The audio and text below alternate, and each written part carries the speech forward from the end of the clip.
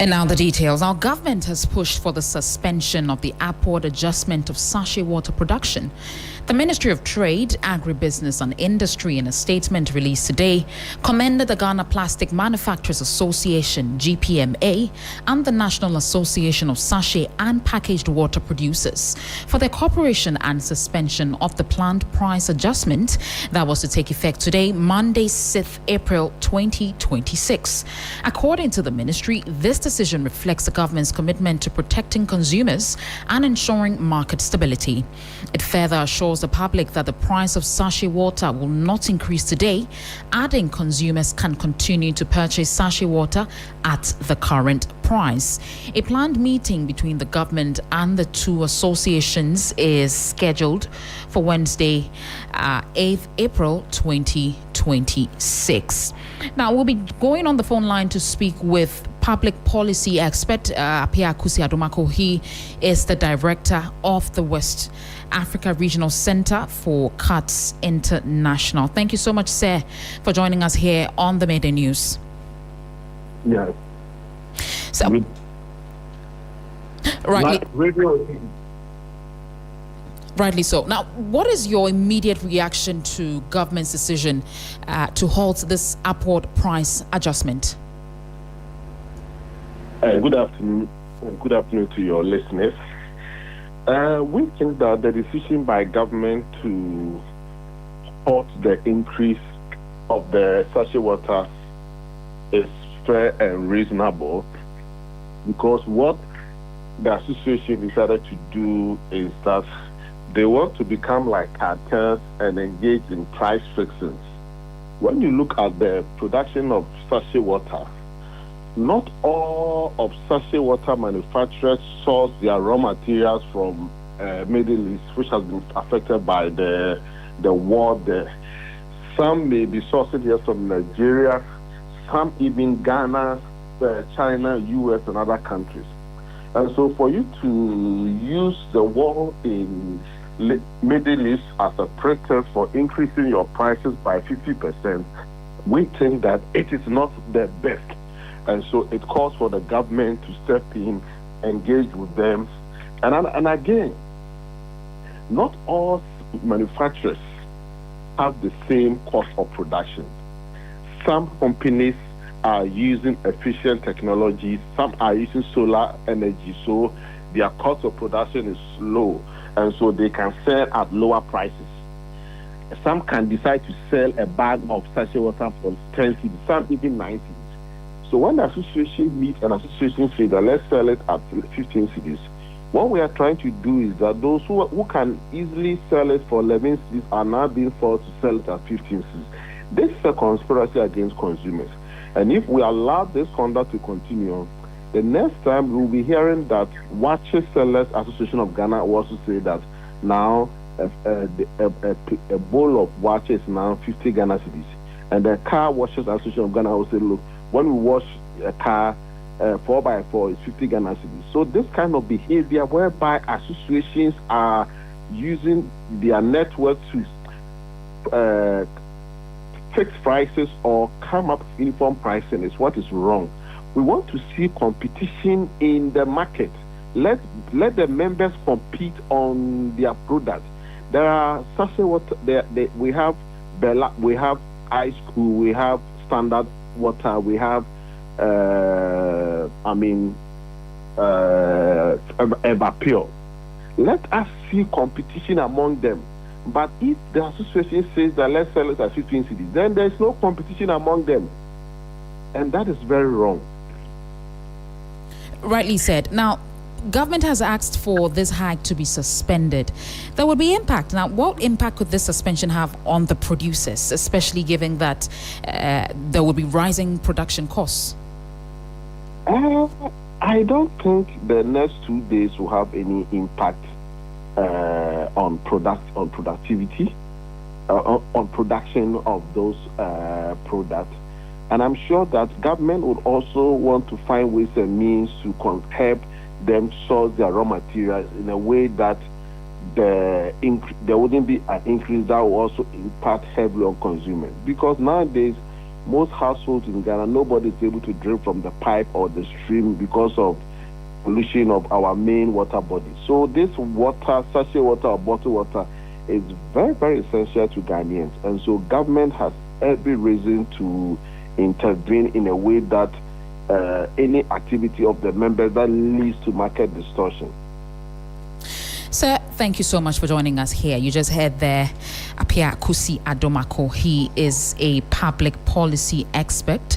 He is also the director of the West Africa Regional Center of CUTS International. Now, he's been commending government on the push for the suspension of the upward adjustment of sachet water production. Now, moving forward, Cabinet is set to meet on Thursday to deliberate on measures to mitigate the impact of the Iran and United States war on the cost of fuel in Ghana. Now, President John Dramani Mahama has hinted at a possible review of some taxes and levies on petroleum products to cushion consumers. Now, Judith Brown has more in this report.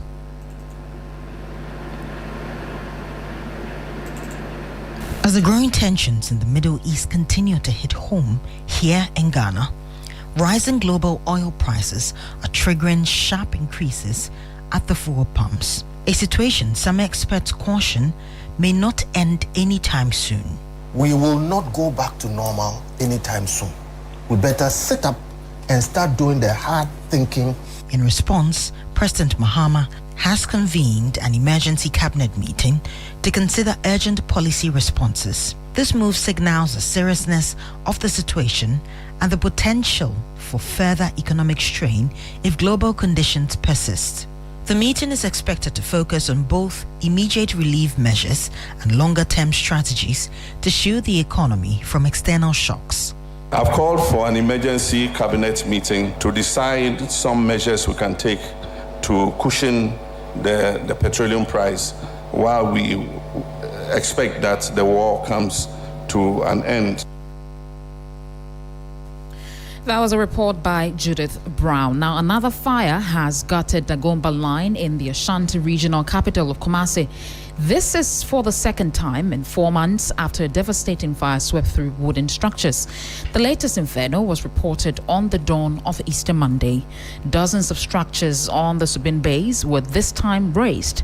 The cause is not immediately known, but our correspondent William Evans Inkum has more. This is the second fire disaster in 4 months.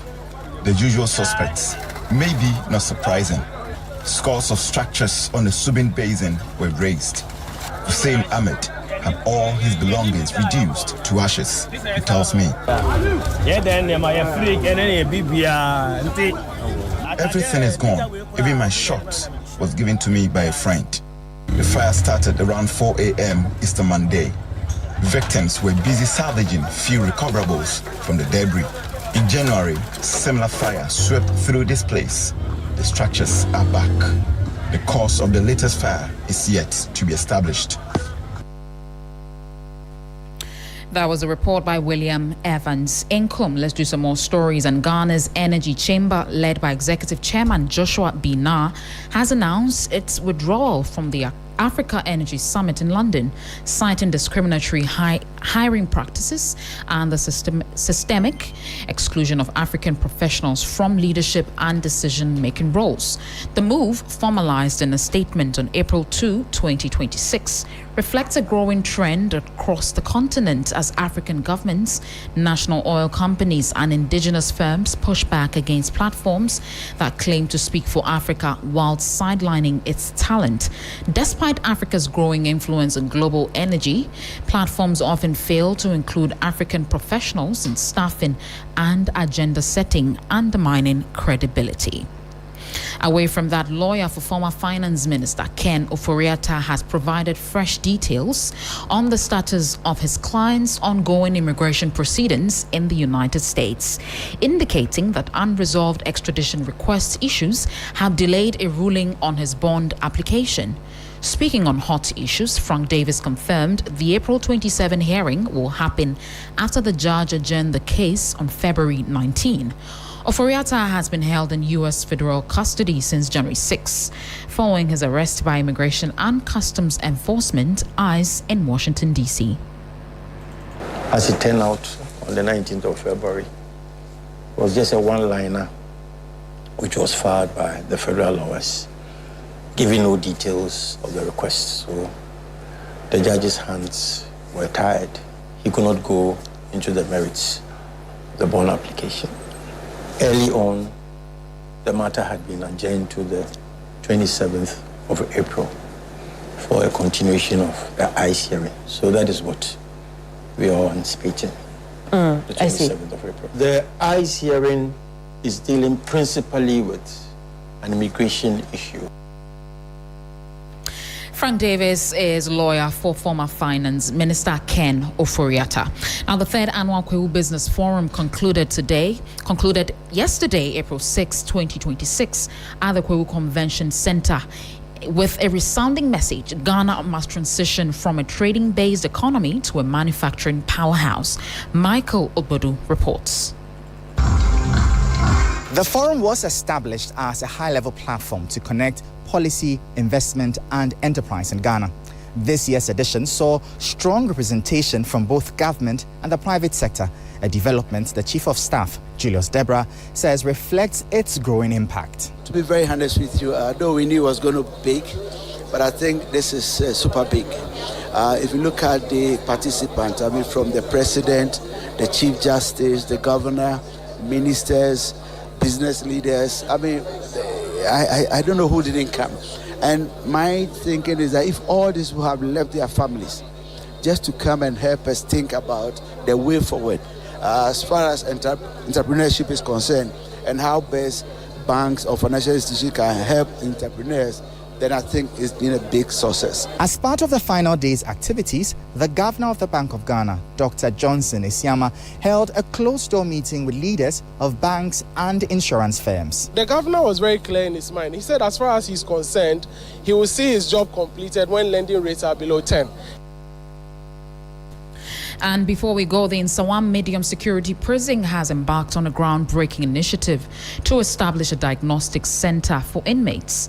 The project is aimed at treating crime as a social and psychological condition while seeking to understand the underlying causes of inmates' actions. The initiative received a boost when the international organization My Help, Your Help Foundation donated essential medicines and stationery to support the program. The Nsawam female prison currently houses about 100 inmates. As a female correctional facility, it faces several challenges, particularly in the area of healthcare. With limited funding as a major constraint, the Ghana Prison Service has introduced the Medicine and Equipment Bank. Alongside other intervention programs, a key initiative among these is the construction of a diagnostic center within the female ward aimed at improving access to healthcare services for inmates under the theme Behind Bars But Not Bound. Members of the My Help, Your Help Foundation visited the facility during the Easter festivities to support ongoing reformation efforts. The delegation was also taken on a tour of other projects at the facility, including government's Nkoko Nketenkete Poultry Initiative. Deputy Director of Prisons, Victoria Ajewuda, noted that inmates continue to face shortages of basic necessities. We want to treat crime like sickness, and so we will diagnose you to know what exactly led to your criminal behavior. We call it criminogenic history. And so we need your support. Aside the food that they need on a daily basis, we also need medication. I forgot to talk about the medicine that you brought. Yeah. It will go a long way to help us because we depend on it. These are women with a lot of health challenges. Leader of the delegation, Nicholas Kofi, emphasized the need for collective responsibility in supporting prison reform efforts. It is said that crime knows no age. The young, the old, middle can be in prison. If you find people their movement being restricted, they have no access to so many things. I believe that it just behoves on all Christians all over the world, all meaning Ghanaians, to at least fulfill scripture by visiting prison and supporting them and helping them with whatever they can to also make them a bit comfortable and happy. And that's all the time we have here on Midday News on 3FM 92.7. For more stories, kindly check out our website, 3news.com. I am Christabel Success Trevor. Urban Blend is up next with Black Rasta.